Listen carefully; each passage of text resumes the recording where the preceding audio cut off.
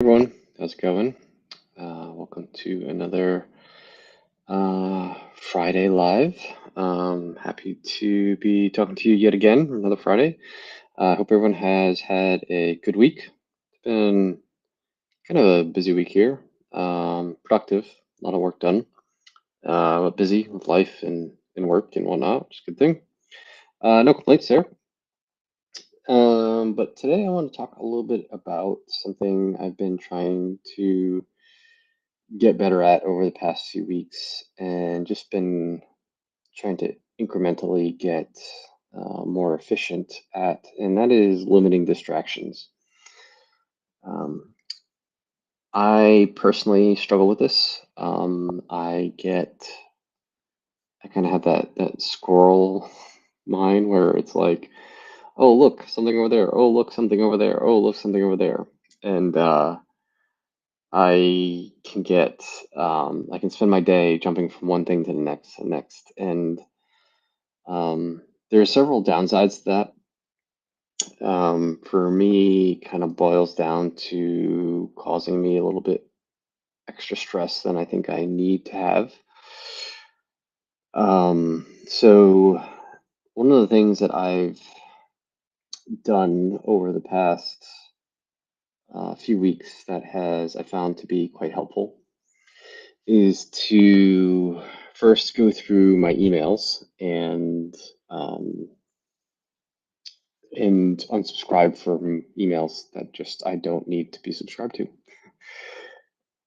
So I was finding I was spending too much time either getting distracted by useless information in email or just filtering through my inbox trying to get to the important stuff.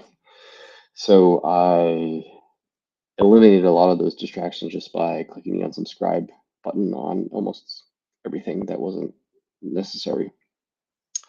And that's been incredibly helpful. So I get far less emails that I have to filter through to find the important information, and therefore limiting my distractions when I'm working through my emails. And the other thing that I know that I get distracted by is my phone. I'm sure I'm not alone in that. Specifically, my phone in the combination with my Apple Watch, because I get a notification on my phone and then my watch vibrates or things or whatever. And that causes me, maybe I don't necessarily reach for my phone and look at what it is, but it does take away from whatever I'm focusing on. My brain, like, shifts for a minute to look at or think about, oh, what was that? Could that be something important or not? Um, so that causes me a lot of distraction. So one of the things that, at least on the iPhone, that I have found particularly useful is to there's this feature where you can kind of get a notification summary at certain times of the day. So now I've set it up so that I only get something, a notification only comes up on my screen in the morning, like at 8 and at noon and then at like 5, right? So there's only three times during the day that my phone is going to ding at me. And then I can just scroll through the summary and look at what happened. Of course, if I pick up my phone and look at it and open it up, I'll see, the little red counters on the apps if a new notification in, but at least it's not, if I'm not looking at my phone or using my phone, it's not, you know, trying to get me to look at it. And that's helped limit distractions as well. It's been incredibly helpful for me. So those are two things I've done. Um, but I was thinking kind of in a more broader sense about how distractions can influence not only, like I talked about for me from a stress point of view, but also lots of people can get distracted from the goal that they're working towards. So they might have, whatever, a short-term or a long-term goal that they're working at.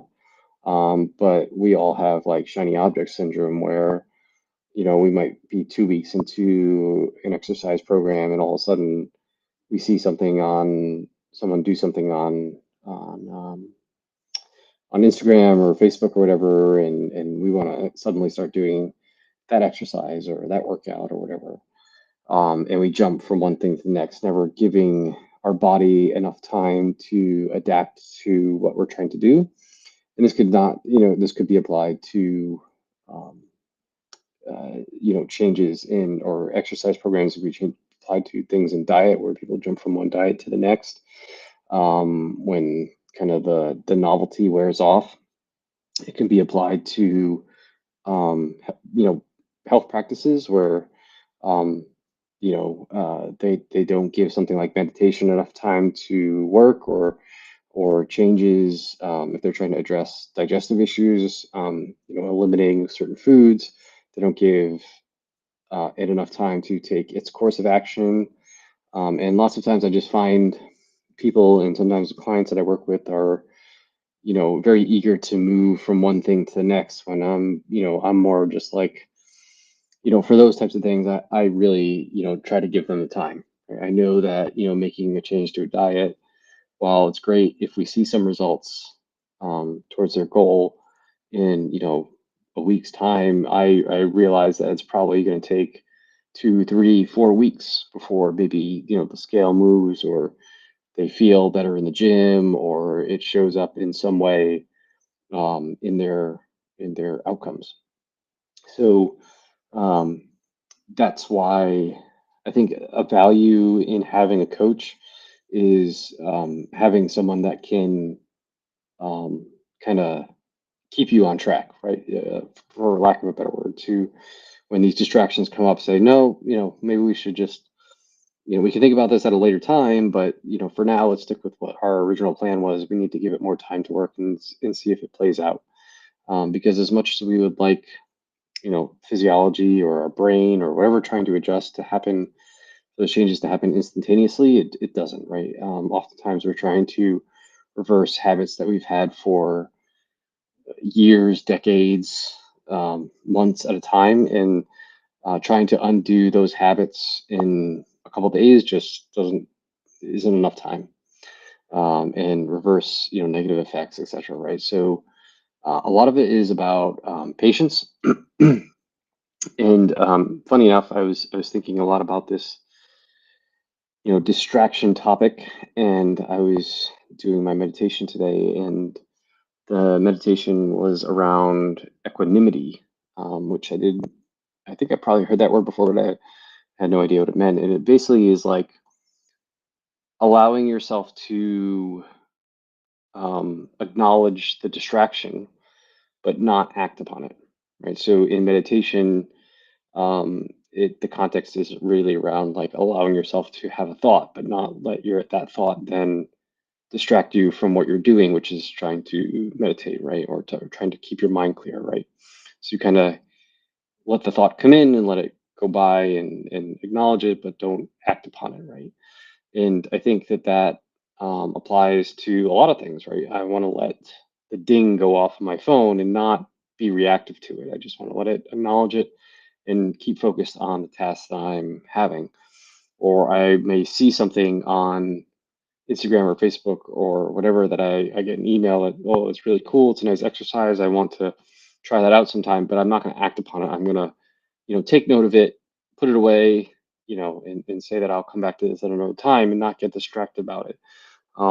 Same thing with your diets or dietary related changes and stuff like that. So I think this concept of equanimity, is quite interesting and applicable um, in a lot of different places in life. And I think it's a skill that's certainly worth trying to harness and develop. I know that I would like to get better at it. Um, and so I found that kind of an interesting way to put, um, a word around what we're trying to do, a lot of times, right? So, yeah, not a really sexy topic, but I've been stewing on this topic of distraction for a while, and um, just wanted to share my thoughts around it, what I'm trying to do, what I'm struggling with, and would love to hear anyone else's tips that they have, around limiting distractions in their lives, or maybe you do struggle with it, and you're looking for solutions, for yourself. So please, let me know if you struggle with it, if you have things that you found that have worked. Please, in the comments below, let me know what you think. And as always, if you'd like to get the information that I put out on a weekly basis, please head to my website at rjbhealth.coach.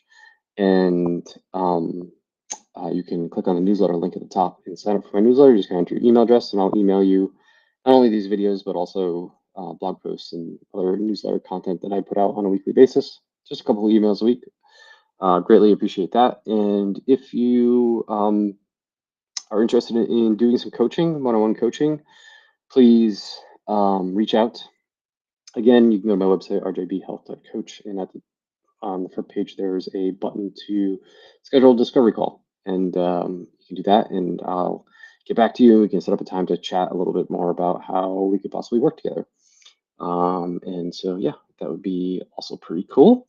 And if you have any questions at all, please feel free to reach out anyway. If you want, direct message me or whatever. Always happy to chat and talk shop, whether it's about this topic or something else. And with that, I hope everyone has a good Friday and a good weekend. I am going to do some snowshoeing tomorrow with some friends and my wife, and I'm super excited to do that. And so I hope you guys do something fun this weekend, and talk to you all next week.